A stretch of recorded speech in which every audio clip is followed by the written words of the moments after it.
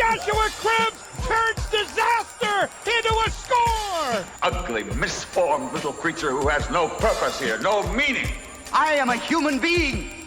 Washed it down with 1 beer, 2 beers, 3 beers, a shot of whiskey, a margarita, and a Bloody Mary. And I said, Stone Cold, why have one when you can have them both?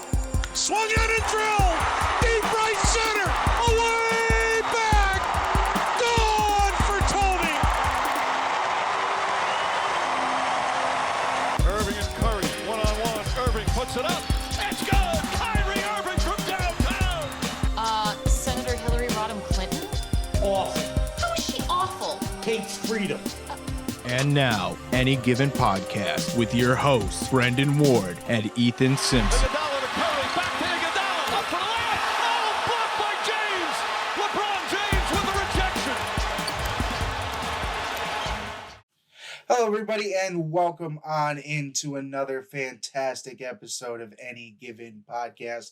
I'm one of your co-hosts, Brendan Ward, sitting across the internet from my man, Ethan Simpson. How are you? Not too bad, Ethan. We're going to go ahead and get right on into it. We've been telling you guys for weeks, the numbers don't lie. T-shirts are still for sale. The B is a 6. We're not in studio today, so you can't really see him, how he's hanging out by himself over at the beautiful Kent Stage in downtown Kent, Ohio. Speaking of the Kent Stage, they also have a poster sale. You see my man's shirt there. The Kent Stage down in, like I said, beautiful Kent, Ohio, has posters on sale at KentStagePosters.com. You could see there in the middle of the screen. It's KentStagePosters.com, and they can see there in the middle of the screen the exact URL from that beautiful image you created, seeing how Any Given Podcast with us is brought to you by KentStagePosters.com and the Kent Stage. You know what? I dropped the ball. I didn't even think about bringing my shirt down here, my Numbers Don't Lie shirt for the fans to see. It's all right. I dropped the ball too. All day I've been sitting here thinking, and I was like, you know what? I should wear the Numbers Don't Lie t-shirt. We're not going to be in studio together. We're not going to have anybody to see it. I should wear it. I throw on the gray shirt when we're getting ready to get going and just completely drop the ball. But Numbers Don't Lie t-shirt. Any poster you can think of from the Kent Stage, any of the past shows, where do they go? KentStagePosters.com. That's KentStagePosters.com. If you need a spelling lesson, I'm not going to give it to you. It's on the screen for a reason. But we're going to go ahead and move on from that. Free agency has been a buzz for about 2 weeks now. Legal tampering started earlier in the week last week. By Wednesday, the Browns had themselves to set a couple new free agents, and then they just continued to sign and sign and sign and sign.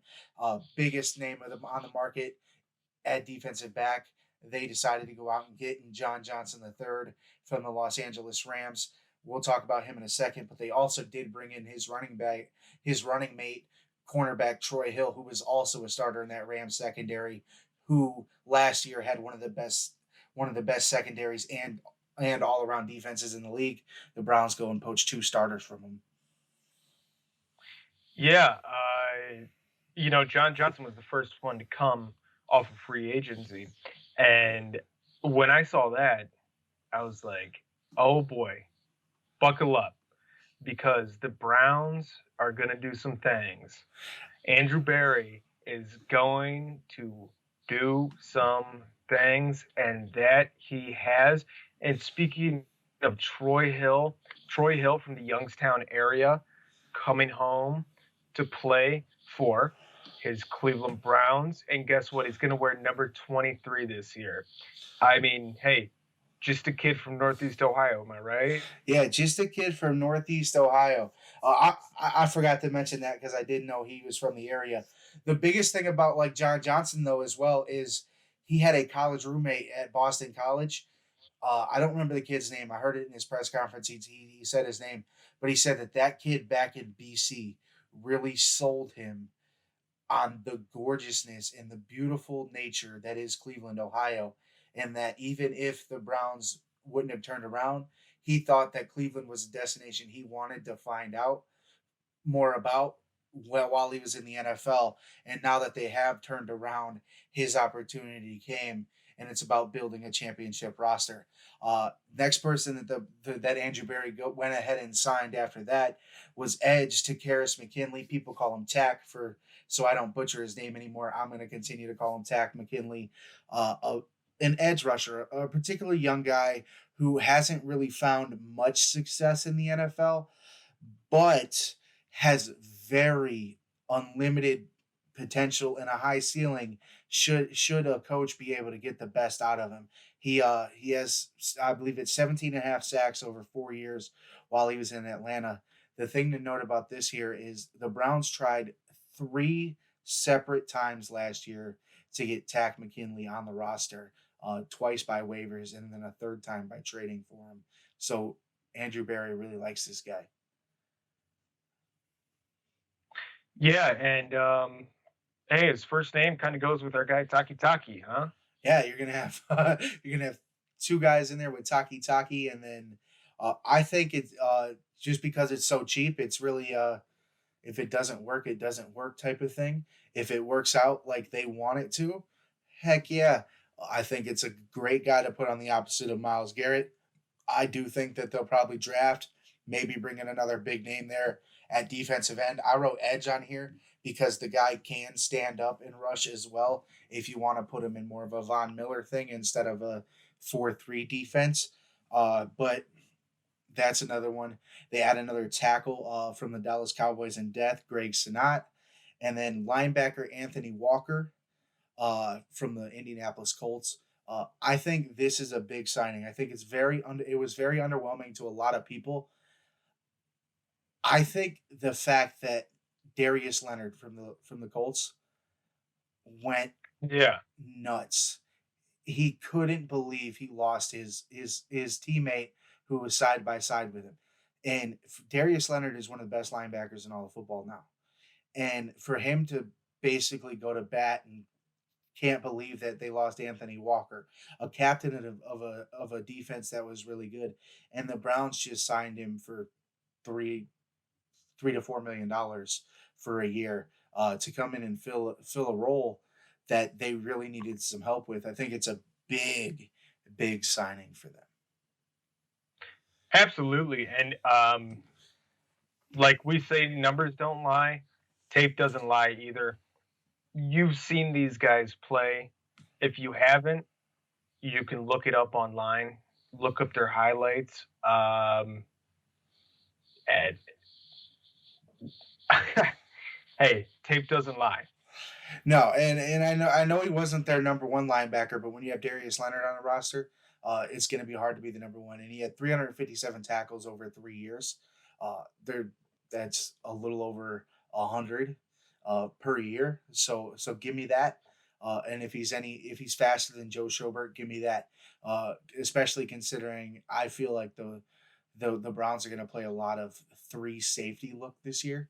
And you're going to see a lot of times on the field, you're going to see Grant Delpit, Ronnie Harrison, and John Johnson on the field at the same time with maybe only 1 or 2 linebackers. So linebacker is not going to be a position they need to fill greatly. I think Anthony Walker does a good job. He think BJ Goodson last year, but a step up. Yeah, and then they also signed defense tackle Malik Jackson. Like I said, tape doesn't lie. You know what the number 1 thing I like about these early free agent signings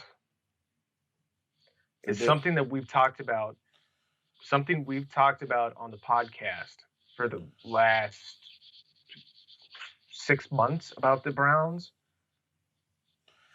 Defensive backs, defensive backs.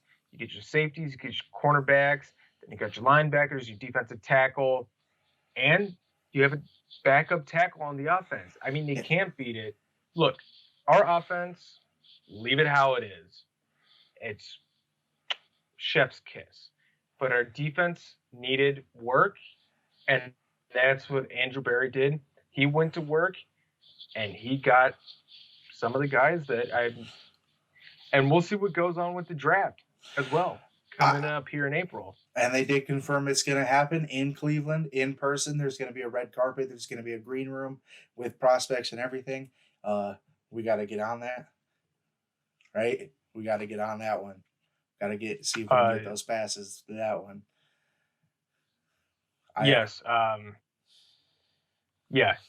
We're No both- response quite yet, but we have a while. We have a while until. Yeah, we still have a little until over the a draft. month. We still have a little over a month for that, and it's not like we have to book travel plans. We can just drive to Cleveland. But Right. But as you said, the needs that we've been talking about since the season ended, Andrew Berry went and filled them quickly. I look at this list, and even if Tack doesn't start, or and Greg Sinat's obviously not going to start at tackle because you have those two guys that you really feel good about in Wills and Conklin. But you're thinking John Johnson's a day one starter. Troy Hill's probably going to start opposite of Denzel Ward because you can't. I know Greedy's clear now, but you can't count on him. You still can't count on him. You got to see what he is after injury. Unless they go sign another guy, Tack McKinley's probably going to start. I truly expect Anthony Walker to start. And then Malik Jackson, former Pro Bowler, and probably one of the few players on that Eagles team last year that showed up to play, him and Fletcher Cox. That was the only good part of that Eagles team was that defensive line. So I'm excited about that. But not only did they fill those holes, like you said, in that defense that they needed, you said offense, chef's kiss. All they did on that offensive side is bring back the guys they thought they were going to lose. Rashard Higgins comes back on a $2.5 million deal when he was expected to get $6 or $7 million. Man, does he love Cleveland. Welcome back, Hollywood. I told you a couple months ago I have a man crush on the guy. Him taking $4 million less than what he should have got. It might be enough for me to get a jersey. You know what I'm saying? And then they go ahead and they tender Kadero Hodge. Just to bring back another guy that knows the system and has been here for a while and has that rapport with Baker Mayfield. And then Malcolm Smith, they bring back former Super Bowl MVP, who just kind of filled the role of need last year, and did it with necessity, especially with the fact that Mac Wilson was MIA at some points. No knock on him. I think Mac's going to bounce back this year, and Taki took a small step forward, but he had a lot to get. He had a lot that he needed to gain. We've been talking about it. I wrote on here defense heavy free agency, but do you feel they took a step forward towards being a better defensive unit? Absolutely. They are covering the weak spots that we had last year. And like you said about Taki and Mac Wilson towards the end of the year started playing to his potential. At the beginning, he wasn't so hot. He was missing tackles. He wasn't really reading the offense the way he should. Obviously, he worked his buns off to get to where he was at the end of the season. So, yeah. Yeah, I truthfully think so too. I've heard a lot of talk about how the defensive line has gotten worse. Look, they're still bringing back Myles Garrett and Sheldon Richardson. You add Malik Jackson where Larry Ogunjobi was playing last year. That might be a step down. And then, obviously, we're expecting Tack to be a step down from Olivier Vernon. But who knows? Olivier Vernon played 9 good games last year, and it was because Myles Garrett really couldn't show up the second half of that season after getting COVID. He was never the same. That's when Olivier Vernon started shining. But other than that, I do think they took a step forward because the biggest hole for them last year was secondary.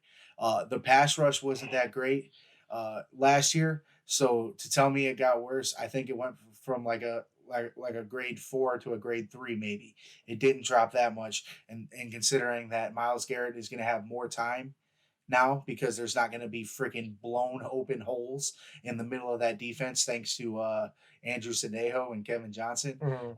Give how close was Myles Garrett all of last year to sacks? How many times was he a snap away from breaking down every single quarterback, every single play? By a hair. By a hair, right? Give him an extra second or two in that secondary where there's not a guy blowing wide open past your safety. And Myles Garrett could wreak havoc last year. Bold prediction, Myles Garrett, who probably should have won Defensive Player of the Year this year, should he have not gotten COVID, book him, Yeah. book it next year. So long as he's healthy, book it. Like but Hey, I'm booking it right now. book it. I just put it in my book. Yeah. If Ohio would ever legalize sports gambling, I'd book it too with a bet slip.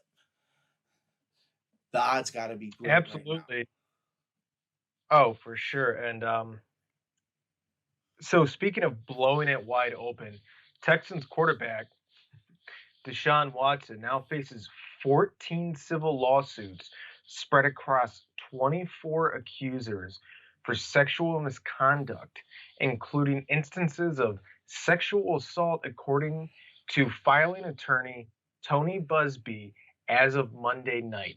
It seems like you wake up in the morning and throughout the day, it's just it's two more people came out. It's insanity to me. And a lot of them were massage therapists. And they talk about him exposing himself, rubbing his genitals on them while exposing himself. Just all this stuff. Come on, man. What are you doing? This is this is a very, very hard topic to talk about because it's sickening Yeah, to think that somebody did these things. But absolutely. Yeah. there's always two sides to that, and it's hard to take one until we know the truth. The thing with this is they are civil lawsuits, so he's not going to face any criminal time. The NFL has launched an investigation, so no matter what comes of it, I'm sure there will be a suspension. If Deshaun did this, he deserves everything that's coming to him, whether it be jail, whether it be done with the NFL. If he really did, you said it says on here 24 accusers, 14 lawsuits as of now, with more people continuing to come forward. So if he was out here being a serial offender when it comes to sexual misconduct, there's no room for that. But you take a look at the other side, and before anybody murders me for using a butt there, should this be false? Well, that's what his attorney came out today and said that every single one of the claims are quote unquote absolutely false, absolutely and completely false. Yeah, and we figured that would be the case, right? Deshaun's never going to be like, yeah, I did this. I deserve everything that's coming to me. Never until of course he is found guilty or something like that. If should these be false though, we are now looking at a smear campaign of the magnitude we've never seen before.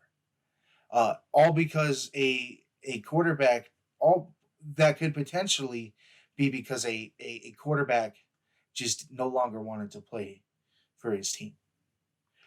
Yeah, and well, go on.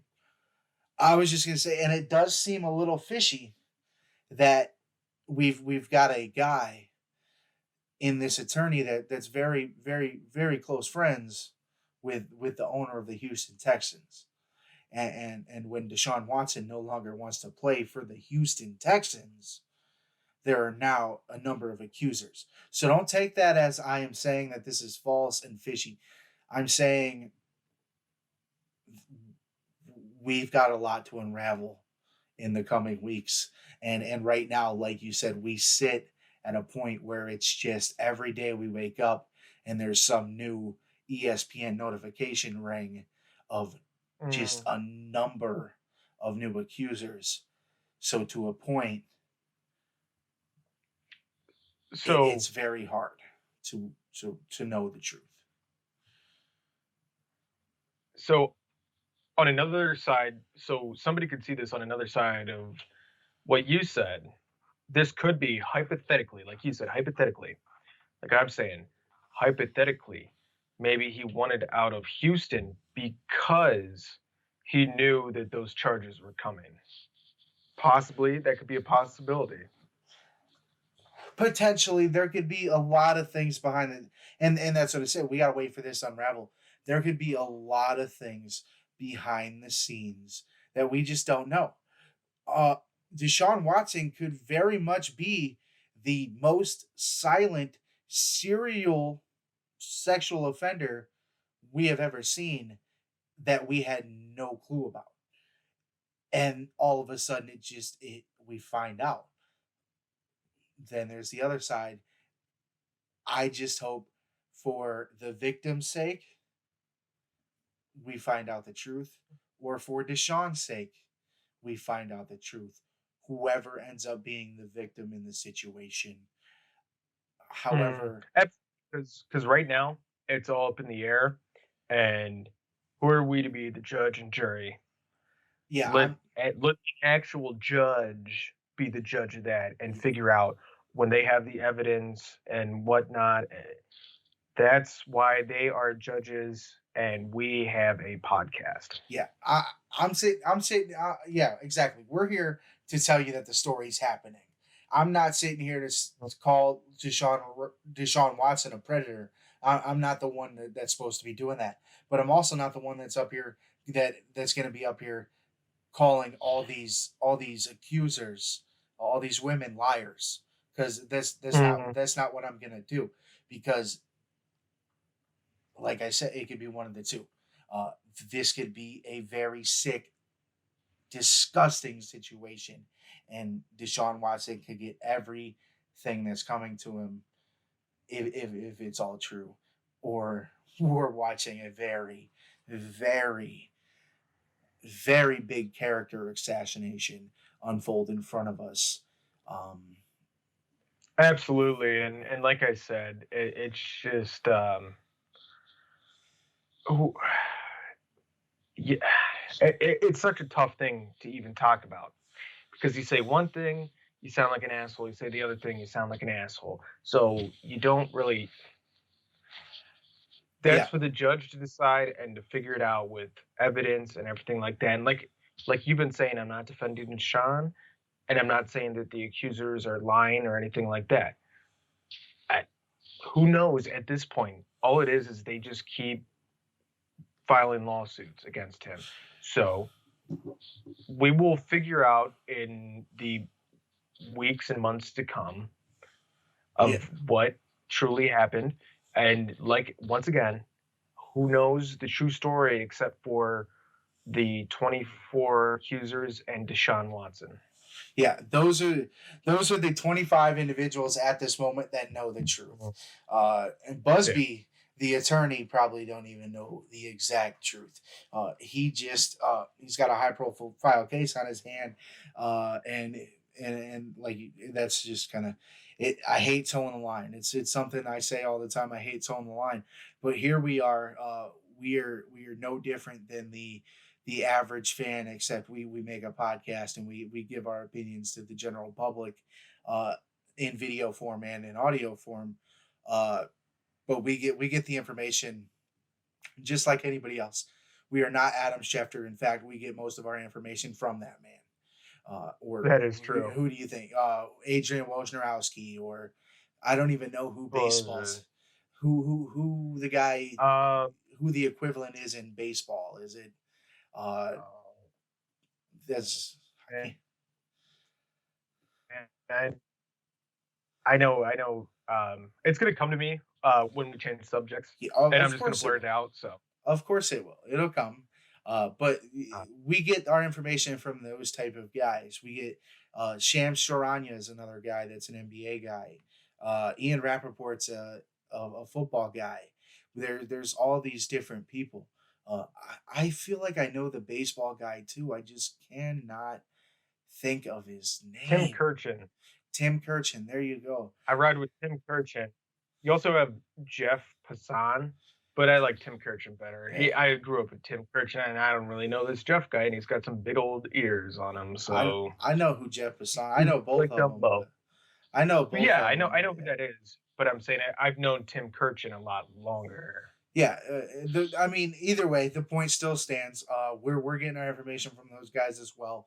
We are not the most plugged in people. We're not getting texts from NFL GMs and stuff like that yet. As much as I'd love to, Andrew Barry, if you want to text me, just reach out. I'll text you all day.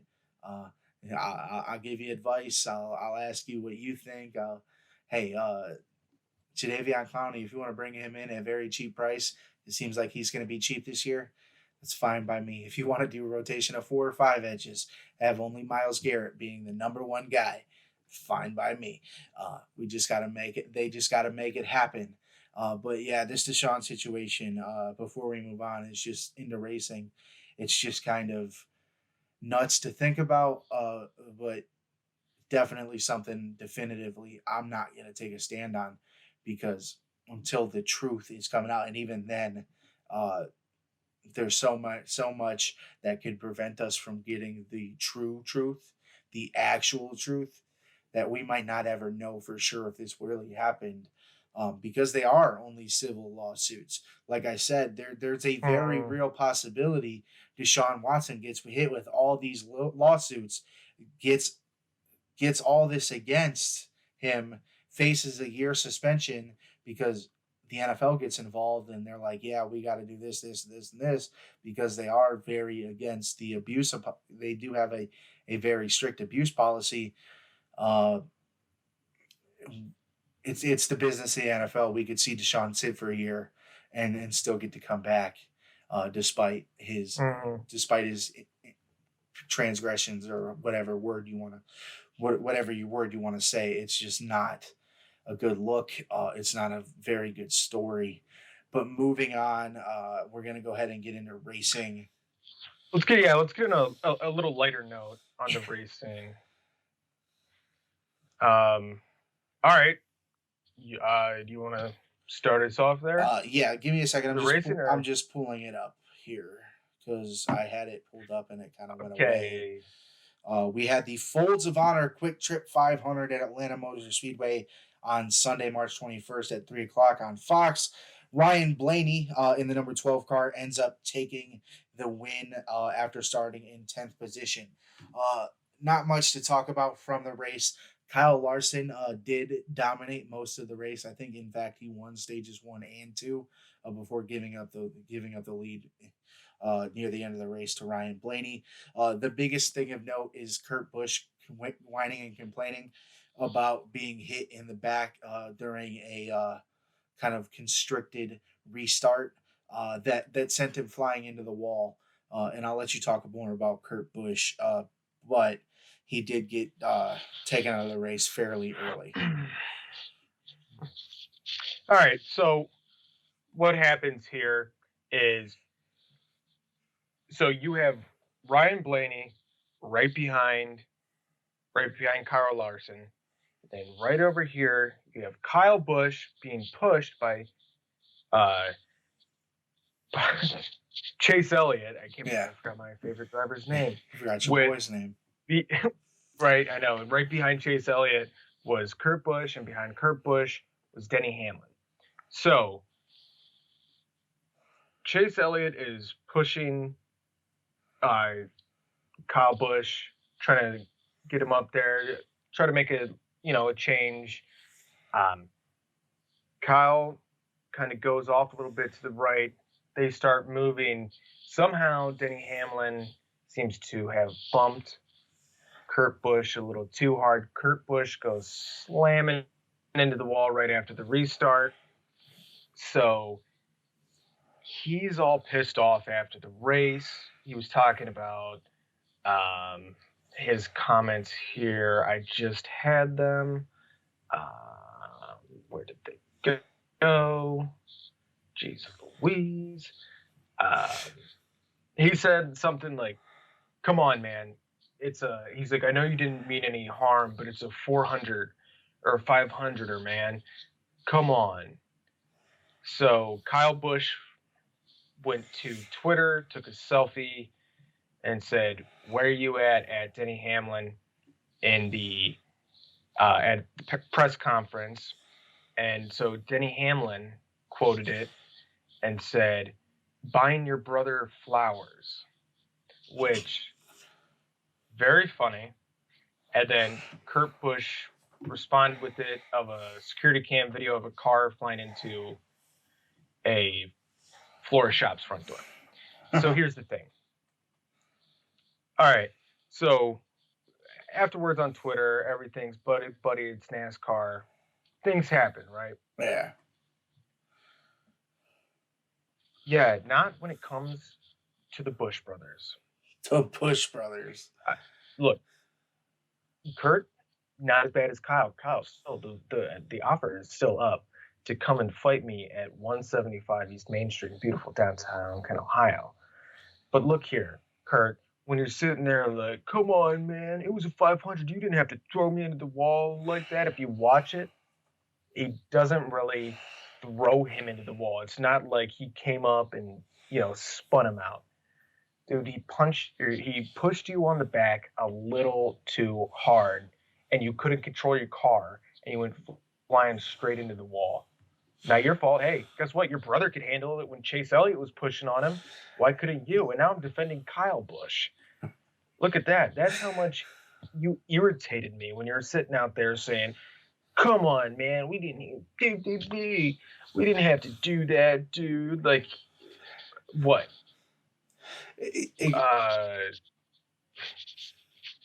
Exactly, man. My take on the crash, like you said, there was it was a restart, and there was that pileup of cars that each and every single one of them were hitting their rear ends, and you named off the drivers, so I'm not gonna rename them, but it ended up being Kurt swerving to the left a little bit to avoid the Elliott's back end, and then Hamlin. I believe my take on it is Hamlin. Once he saw Kurt try to take the race 3 wide, Hamlin tried to take Kurt's original spot, and then Kurt, whilst Hamlin was doing that, tried to get his spot back, and we get a situation where we've got Hamlin flying in, and then Kurt just, I feel, almost hits the front of Hamlin's car, but Hamlin is going to get the blame because Kurt's the one that wrecks. And sends Kurt like this, and Kurt Logano barely misses hitting Kurt on his way to the wall. Luckily for the rest of the field, Kurt was the only one that was taken out of the situation, unfortunately for him. But yeah, to sit there and blame somebody on something that was, you can't use in a sentence, I know it wasn't your fault, but I'm pissed. How can you say that? Like, I know it really wasn't your fault, but I'm mad at you. Like, he said, so I have the official quote right here. Dude, it's a 500 miler. These are the days that hurt the worst. This absolutely hurts the worst. I'm pretty pissed off. It's a restart. Where are we going to go, man? Chill. That was his exact, I'm pretty pissed off. Where are we going to go, man? Chill. Like, what are you taking interview lessons from your stupid ass brother? First of all, what's the 500 miler have to do with it? You're still racing, bro. He's still trying to take a spot. I know it's a restart, but ask Kyle Larson how many restarts he had yesterday, where he just took off and immediately had a 4 or 5 second lead after a couple laps. Restarts are important. It's important for positioning. There's a reason during a caution and on a track like that, they have you pick sides and pick lanes and pick your row so that you can position yourself. Racing is all about position and where you are at a certain time. And we've talked numerous occasions about whether you're in 15 halfway through or you're in 2 halfway through. I believe you have the same shot to win a race. Larson and Byron were 1 and 2 most of that race on Sunday, and somehow Byron ends up 8 and Larson ends up 2. It's just it's racing. There's always going to be jockeying for position. So to be mad that happened, just like you said, is a real Bush Brothers thing to do. And you know what? You know what is so beautiful about the whole thing is Denny Hamlin finished in 4th, and Kyle Busch finished in 5th. So he punked out both of you punk ass Bush brothers, which is just, hey, that's funny to me, man. Which is great. Which is great because Kyle Busch probably had the best car. Kyle Busch might have had the best car on Sunday. He was flying. He was passing everybody. So for him to end up in 5th behind Denny Hamlin is revenge is a big Funny. revenge is a dish best served cold. Yeah, it's just funny. So, hey, guess what? Both of you need to shut your yappers and quit bitching. You two are the bitchiest drivers in NASCAR. You see other drivers, when something happens, they talk, either there's two things that happen. They talk it out with the driver that happened with in heated exchange words, or they fucking fight. Yeah, right. That's it. Like I feel like there wasn't bitching in NASCAR until the Bush brothers. Like I feel like back in the day, you were watching Junior would get in a wreck, no whining. Gordon get in a wreck, no whining. Rusty, no whining. Michael Waltrip, no whining. Kenseth, no whining. Stewart, no whining. Kyle Bush comes in, he's fighting people. He's whining. He bitch man. Tony Stewart did whine. Tony Stewart did whine. He whined a lot. But you know how they handled it back in the day? Like I just said, with their hands on, when they go into pit after the race, or when they go into the garages, they handled it with their hands. They fought. Look, these dudes. I remember there's a great story that Dale Jr., when it was first starting out, I think he said it was like 99, I think it was like 99 or 2000. He pulled a move on his dad to pass him that his dad would always pull on him. And so he's getting out of the car. And as he's getting out, Senior comes up, throws his gloves in his face. And Senior's like, don't you ever fucking do that to me again. Junior was like, why you do it to me all the time? And he was like, yeah, it's because I'm a better fucking driver than you. And that was the swearing. That's the end of swearing for the podcast this week. I'll hold you to it, but I don't think it's going to happen. We'll have one pop out. But let's get into some March Madness. We won't go too crazy into it because I can't get into all 32 games 60-some games that happened over the weekend, however many there were. Madness has always been a good word to describe it. Ensued.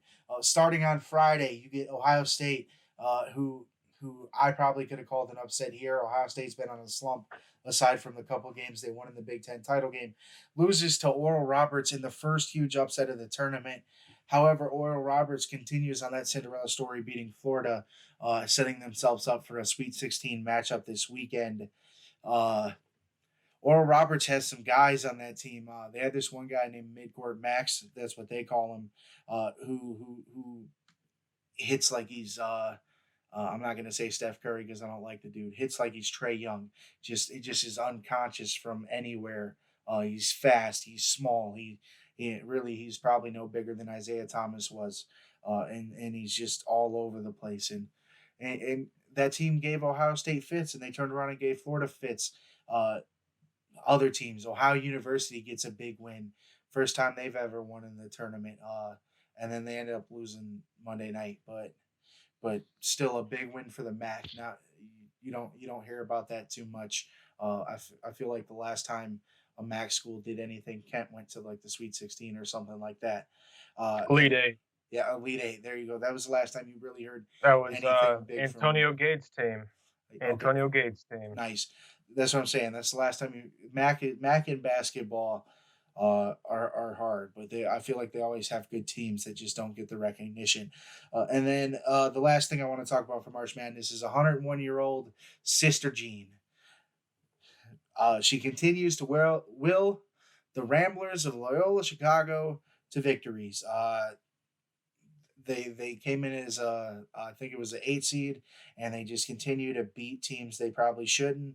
They're now in the Sweet 16 for the second year in a row. Despite before last year, not really even knowing who the hell they were. Nobody knew who Loyola Chicago was until last year. Now they've got their mascot. I call her their mascot, and Sister Jean, leading them out in prayer. But she's not really playing. She's pretty much coaching the team in these prayers. It said that she was laying out the game plan for them in the prayer the other day before they played. I forget who they played, but she was laying out that they could beat them if they rebound better, because the team can't shoot threes or shoot free throws, and that's what they did. I mean, she probably knows better than most of them. She's 101. She's been watching that basketball team for And how many years? she was Bill Russell's age when Bill Russell was in his prime. Like she's been watching basketball since that shit came to be. You know what I'm saying? Like she knows what it Oh, is. absolutely. They had this one guy on his team on the team. I can't think of his name, but he just gives you like a probably shouldn't be here look. But he's a bigger guy, a little heftier on the heftier side. So my buddy, I get it. But he's a hell of a defender, and he keeps doing some things that makes that team dangerous. Now, by all means, I don't think they're winning a national title this year. But then again, what do I know? Because any of the teams I thought were gonna aren't playing anymore. So Yeah, it was a big upset year. It was actually for not having it last season and then coming into this season. I'm not that big of a college Cleveland State, games like that. yeah, But it was fun this year watching all the upsets. man. The only time I'm a college basketball fan really is March. So to see things like this, OU, I remember the team they beat. Now they end up beating Virginia. Oh yeah, Virginia was the last team to win a national title in college basketball. So and then OU comes yesterday or Monday, plays Creighton, and it was like, what? Are you kidding me? is this the They same have thing? they have number 0 on their team. I can't remember his last name, but he scored 4 points. He was supposed to be their star guy, star point guard. Scores 4 points. He was literally taking shots from the E on Madness. If you know how, so like he was trying to take Steph Curry shots during this game, and he missed every single one of them. Kept doing it. The coach, if I was the coach, I would have pulled him aside and been like, "Hey, do not. What are you doing?"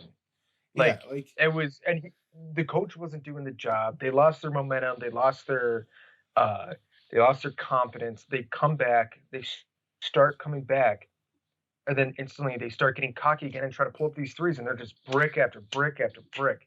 Could have built a goddamn house after that. Try and blow that down. Big bad wolf. That's kind of how Oklahoma State went out too.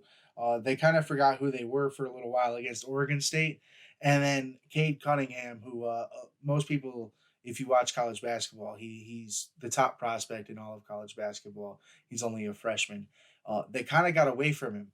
They were down big late in the game, and he willed them back within a couple points, and then they just went away from him. The final 4 possessions of the game, where Oklahoma State had a chance to not only tie but win the game, Cunningham was nowhere to be found. He was on the floor, but the ball just never touched his hands. And in college basketball, especially, those are the types of things you need to do. Stick to your game plan. Stick to what works. And I know Cunningham takes a little more of a LeBron approach to his game, where he kind of settles into the game in the first half. He finds his open teammates. He gets people going, things like that, and then kind of goes off in the second half, which is how the game plan was playing out the other day for them. But it was just those final couple possessions that coach they just kind of stayed away from Cunningham, and it cost them the game. And it's, I mean, we're looking at four teams seeded 13 or below that are going to be in the Sweet 16. That's 4 of 16. It's unheard of. There's a lot of 2 seeds out. There's a lot of 3 seeds out.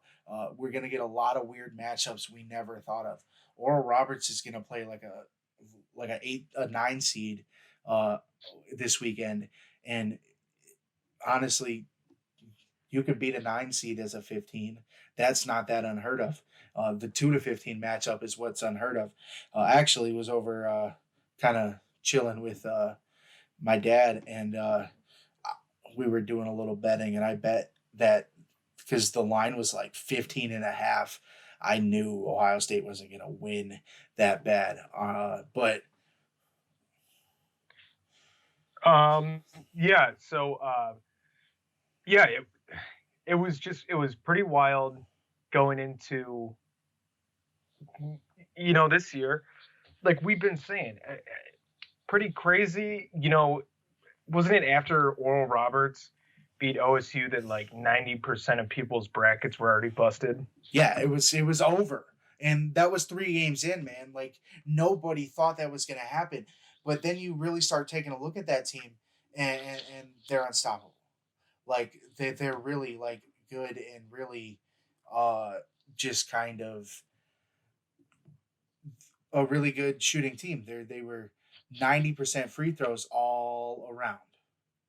All right, moving on to spring training, MLB baseball. They are on a roll. Just over a week away from opening day. Brendan, the Indians, they open up at Tiger Stadium at 1:10. Here's my question for you.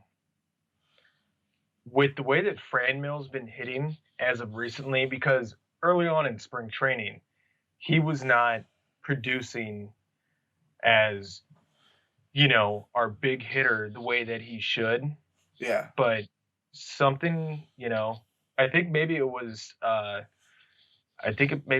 having to go into quarantine with Jose for a little bit that got him back into it. But every game he's just been hitting at least one home run, and that's at least one. He's been hitting like two home run games.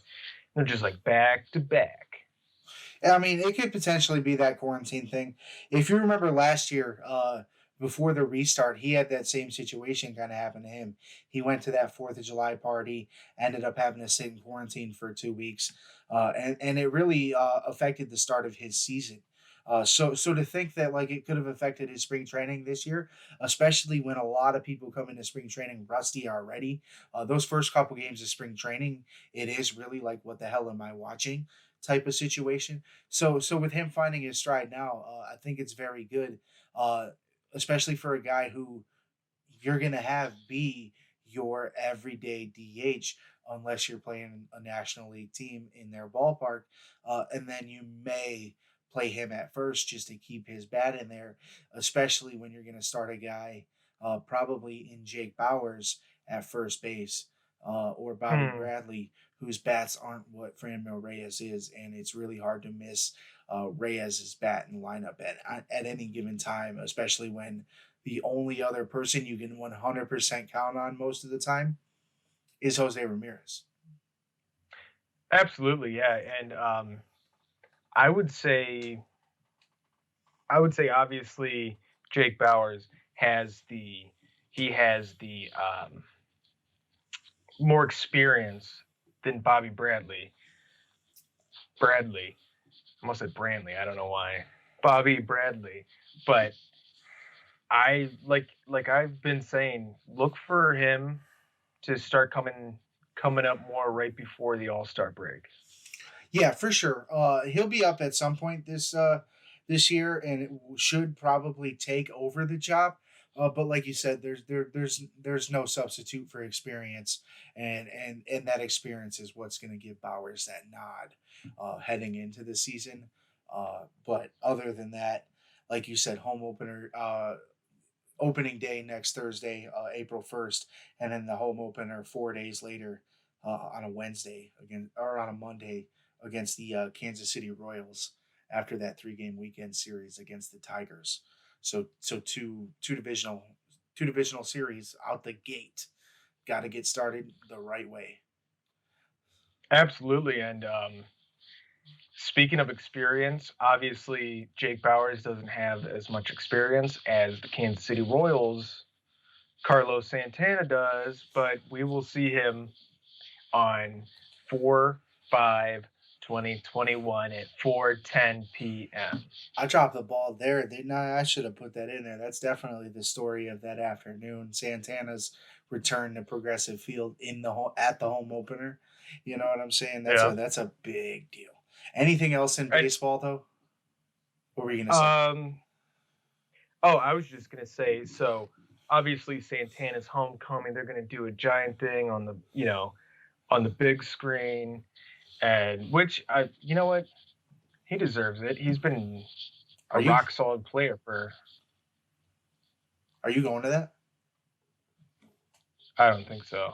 You don't think so? I don't have or season tickets anymore. Oh, yeah. I was looking and I couldn't find tickets online. I was like, because it seemed like the little ticket icon popped up.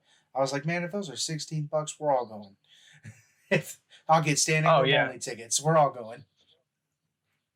You know, going to home openers, they're fun.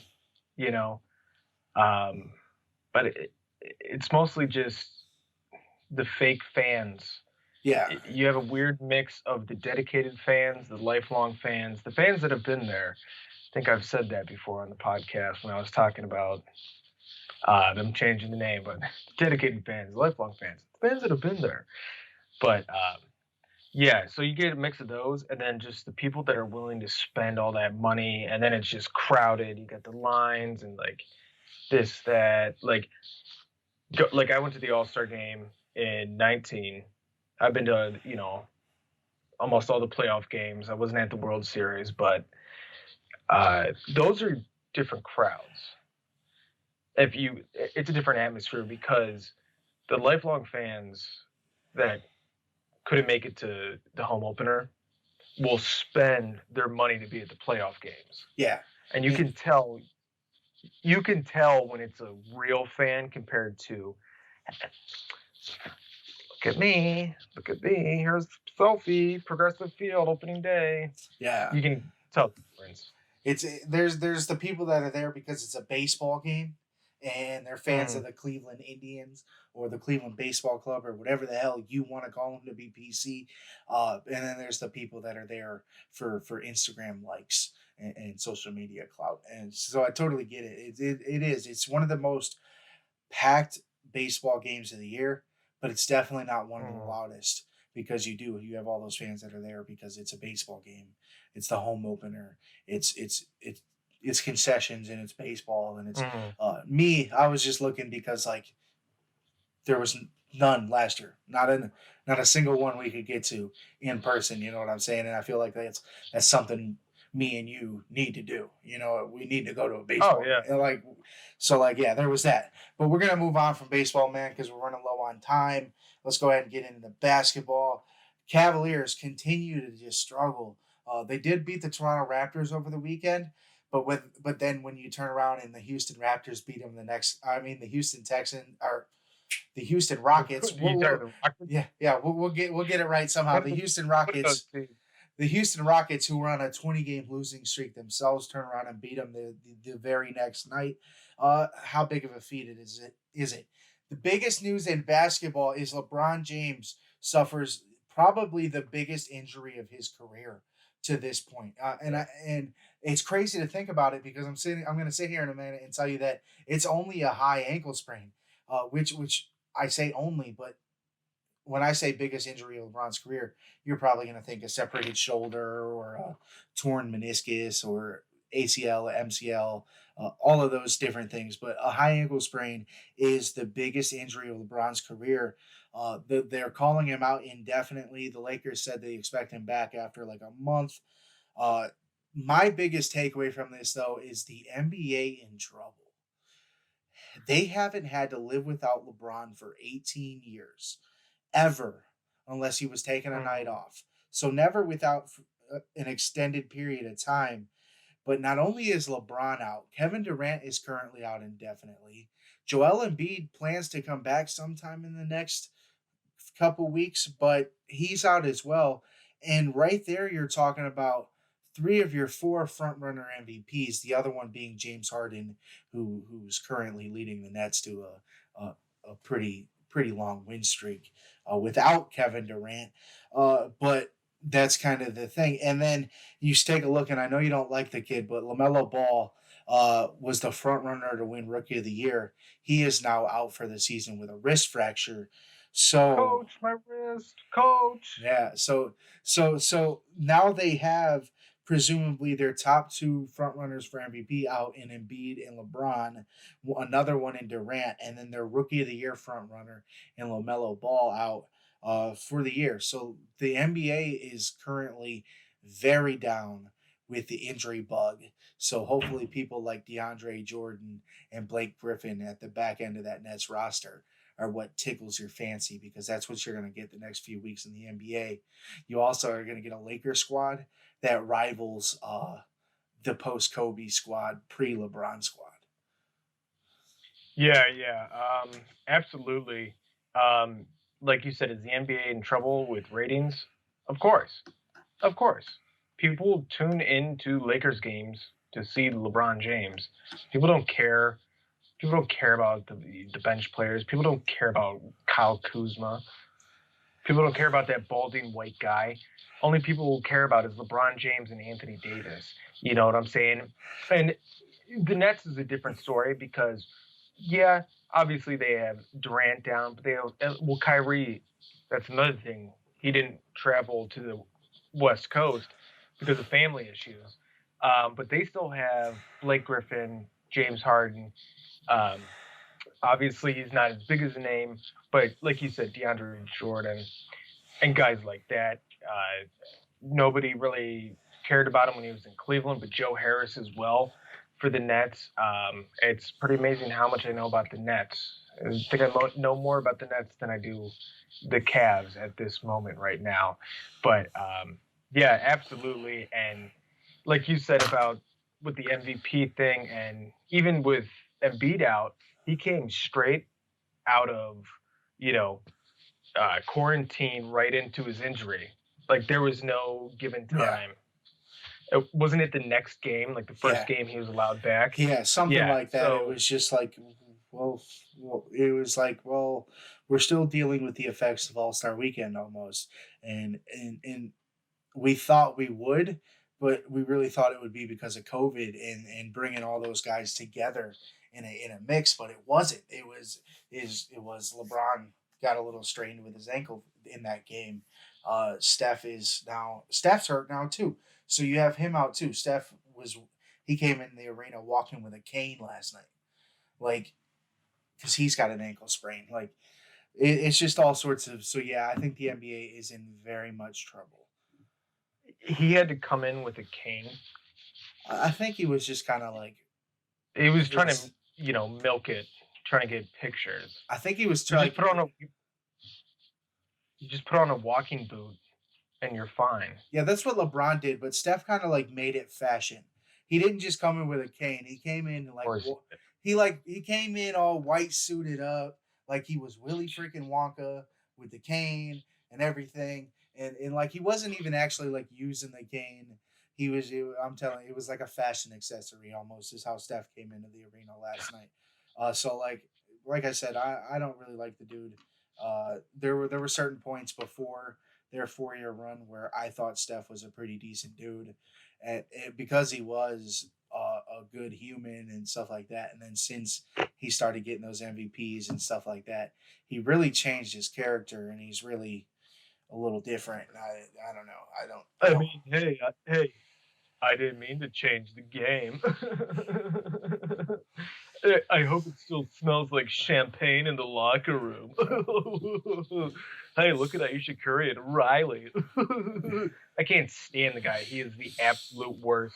The only good thing about him is his hot-ass mom. So moving on to Rookie of the Year, I think just because the NBA is so corny and they're just looking for views, LaMelo is going to be Rookie of the Year.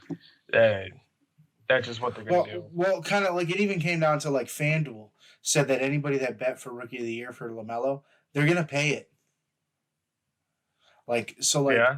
If he doesn't win, they're still going to pay it. If he wins, obviously they're going to pay it. But if he doesn't win, they're still going to pay it because like there's all these people that say it's him. He's Rookie of the Year, despite the fact that Anthony Edwards over in Minnesota looks really good as well. But that's really all I got for the NBA. But let me tell you what, is his dad as stupid as hell as LeVar Ball? LeVar Ball is the only reason why these guys are anything in the NBA. Look, LaMelo was good. Lonzo's mediocre at best, and that's why the middle kid is in the What's he in the G League now? I think he might be. If not, he's probably playing somewhere overseas. He's playing somewhere, but I don't know exactly where. But like you said, Lonzo is mediocre. I do think LaMelo is pretty good, the youngest one. But I don't know if he's gonna be a superstar. He's definitely not Ja Morant. And when Terry Rozier remembers who he is, he's gonna take his job back. So I don't really know. But give him Rookie of the Year. I don't really no skin off of my back. It's the NBA. The NBA is the corniest league. It's a media-driven league for sure. Out of the big three, the NFL, baseball, and the NBA is the worst. The NBA is the worst, and the bad thing is they probably have the best commissioner. You mean the alien? That's why he's the best commissioner, because he is an alien. I mean, whatever he is, he's better. He's definitely better than Rob Manfred and Roger Goodell. Well, Roger Goodell makes both of them look like fantastic commissioners. Really, I think Manfred makes Roger Goodell look like a good commissioner. Oh yeah, that is true. When he was talking about the Astros not doing that, it's just a piece of metal. Yeah. Manfred is 100% to me the worst. I don't think baseball is the worst of the big three, but Manfred's the worst commissioner of all of them. He's definitely no Bud Selig. No, definitely not. Shit, I don't even know who the commissioner was. I can't remember who it was before Goodell. Yeah. It's been a while since I know it. It's just because it wasn't that long ago. Yeah, Goodell hasn't been the commissioner forever. Yeah, let me look it up real fast. But speaking of Adam Silver, I would like to see a blood test done on him.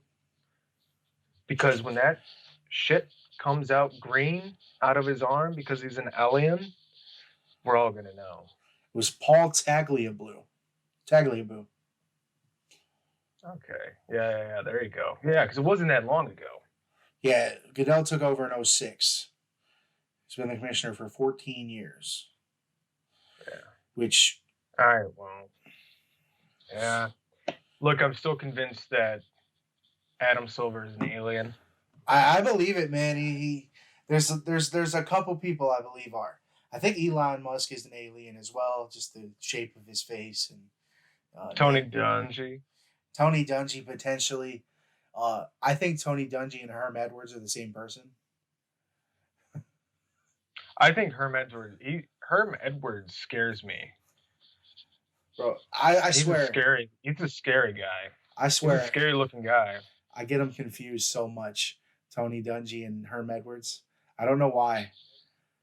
Herm has the mustache and everything. I know. They don't look that far alike, but for some reason, every time I see Herm, I'm like, oh shit, it's Tony Dungy. And every time I see Dungy, it's Herm Edwards, which don't even make sense. Dungy's an analyst now, and Edwards is coaching. So, like, the context for both of them is completely separate and different. But that's just kind of what pops into my head. Yeah, I could see it. You know what? Do you think Elon Musk is an alien or a robot that the aliens created? So some like artificial intelligence type stuff, some AI? Probably. Mm-hmm.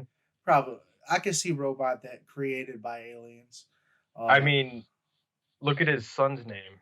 That's what I'm saying. He for some reason he was like, I'm gonna name this dude after a spaceship. And not even give him a normal name, just be like XJ935-2. That's gonna be my son's name. Yeah. The one I had with some lady named Grimes who also looks like an alien/robot. Let me tell you what, if I had Elon Musk money, I would not have married her. But you know what? That's just me. Maybe I'm being shallow. Maybe I'm just a male pig talking about aliens. Man, it ain't even about male. I feel like we both have a little bit level of attractiveness that are just better than Elon Musk. Elon Musk has money, and that makes up a lot for it. But He's also he's also a weird freaky dicky dude. The man has a hexagon head. Yeah, very strange. How's he doing all this stuff? I don't know. All right, enough with the aliens talk. Enough with trash talking pop culture people. You got anything for me for this day in sports history, my man? Yeah, so this day in sports history, shoot. Once again, I just lost it. All right. Okay, so March 23rd, 1972, the New York Yankees agreed to continue playing ball in the Bronx. They decided they are not leaving the Bronx. They decided to stick with the house that Ruth built. Even after that, in 2009, when they rebuilt Yankee Stadium, they decided to stay there. That's one of those franchises you just can't move. I was gonna say, could you imagine the Yankees ever not being in the Bronx? Like me and you hate we hate the Yankees, but it is. It's like playing 2K and they're offering for you to move the Los Angeles Lakers. Where? Like you can't move the Yankees, you can't move the Red Sox. I don't believe you can move the Indians, but there's all this talk that that's going to happen. It's just some of those teams you just can't move. You can't move the Cowboys out of Texas. It'll never happen, or out of Dallas, I should say. Despite the fact that they play in Arlington, it's just all like there's certain like hate them or love them, they're icons. And Bronx and the Yankees, were they going to play Queens? Were they going to go play in the Meadowlands or something? Like, right? Yeah, that would be. Like, where were you going to move the Yankees that made sense? Brooklyn? Yeah, even people from Jersey, if you try to move the Yankees over there, they'd be like, "Hey, yo, right? What do you think you're doing? We got to keep it in the Bronx." Yeah, there's a fun trip up there. Like I know back in the day that might not have been a thing because, like you said, would you say that was 1972? 1972. Oh yeah, see, they'd already been around for 60 years at that point. No way you can move them in 72. It's like, yeah, right. But it is just crazy. That's a weird, good this day in sports history because like nobody would ever think. The casual fan has no clue. Hell, even the avid fan probably has no clue that there was ever a thought that the Yankees might not have played in the Bronx before. Look, I know, the Browns aren't the Yankees, but when they moved the Browns, did you see? I mean, I guess I didn't see it personally because I was not born. And then I was also an infant before they came back.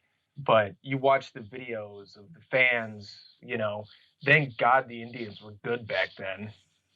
You were born, weren't you? They left in 95, right? I thought Bottlegate was 98 or 99. No. You don't remember Travis Bottlegate? That was his first show? That's right. His first gig? They came back in 99. Yeah. Yeah, that's right. Yeah, once they left, they moved the team and everything. Left the team. Once they left Cleveland, it was after the 95 season. So they left technically in 96. So I was born in the summer of 96. So I didn't know what I was shitting my pants, going goo goo gaga. It's kind of like people, that's the same situation when people call me a front runner for being a Cowboys fan. How, bro? Well, they won all these. Yeah, the last Super Bowl they won, I wasn't even born yet. Like, yeah. Oh, they've won 2 playoff games in my lifetime. Like, yeah, it's a wild thing. You know what? At least I don't have that. Don't have to deal with that. Hey, dude, what, like 35, 40? If you want to go downtown, like 45 minutes away from the city limits of Cleveland, I'm about 35. And I'm not, the city limits, not downtown, like the Yeah. boroughs and stuff. So like I get calling like Steelers fans that live here front runners because that makes a lot of more sense. Or if you were a Denver fan a couple years ago or a Seahawks fan, but don't come at me for Right. being a Cowboys fan, man. We ain't been that good. I love all the people that you see, like they were Warriors fans and they tell you, or no, they were OKC fans and all they did was talk about OKC, and then they switched to Warriors, and then they were Lakers, and now they're Nets. And they're like, well, I've always been fans of these teams. Like, no, you haven't, dude. You weren't a fan of the Nets. You were a fan of any good team that didn't have LeBron James on it. That's it. That's what you were. You were a fan of any good team that didn't have a fan of LeBron James in it. But you took it. You took the point where I was going to go with it. It's those same people that have a Steph Curry jersey next to their Kevin Durant Brooklyn Nets jersey, or Kyrie Irving Nets jersey. Like, that I have my Russell Westbrook OKC jersey. That's a player loyalty thing, though, man. That's not even a team loyalty. Yeah, Russ Westbrook is your boy. He's nasty. He's petty. He doesn't give a rat's ass. So I just like him all around, just like DeMarcus Cousins. I liked him all around, except for when he went to the Warriors. And it was kind of like a... Man, this is some deja vu stuff. I feel like we've had this exact same conversation where I was sitting here looking at the screen I'm looking at right now, where I'm watching the whole episode play out because I'm looking at the OBS that you can see as well. I feel like this same exact thing has happened. We probably did that at the start when we had to do the remote ones, and I was probably wearing my OKC jersey at the time. Yeah, I feel like we've had this exact conversation where it was like, we probably have. You can't call us front runners, man. All the teams I like have been trash most of my life. Like, the Cavs have won one title. The Indians haven't won in 60-some years. Like, how can you call us a front runner? Stop it. Like, it's more than 60, I know. I just did it's 72. 73. 48 to 21 is 73. It's 52. Okay. 52. Because I knew it was, I did do the math. It's 52 to 2000, and 21 years is 70. 52 plus 21 is 73. That's how I do my math. I'm very good at it. But all right, man, we're an hour and 15 minutes in. It's 9:30 already. You ready to end her? Yeah, for sure. I'm going to send you over a video. Somebody made a video. Is Adam Silver actually an ancient alien? So I'll send that over to you. I haven't watched it yet, so I'm going to watch it. I might send it over to you. All right. Because he is an alien. All right, watch it when we end up hanging up, and then send it over if you feel like it proves your point. Where can they follow you? You can follow me on Twitter at ETHSimpsonCGOD. You can follow me on Instagram at ETHSimpson. You can follow my main man at... Follow me at BWardCLE on Twitter, at B.Ward52 on Instagram. Follow the podcast, Twitter at Podcast Given, Instagram at Any Given Podcast, Facebook.com/Any Given Podcast. Please do not forget to subscribe to the YouTube. It's literally how you're watching this video. Or if you're listening, go ahead and click over the YouTube. It's one little click, two little clicks if you're not already on YouTube. Really nothing to it. And then you'll get notified every time we have a new video. It's fun. Every time I post a video, not even 2 hours later, I get the little YouTube thing on my phone. Any Given Podcast, new video. I'm telling you, if you want up to date everything that you need to know about us, it's the way to go. But thank you guys for tuning into this episode of Any Given Podcast. You have a wonderful rest of your week. Don't forget, numbers don't lie. T-shirts at KentStagePosters.com. KentStagePosters.com. God bless. Stay blessed.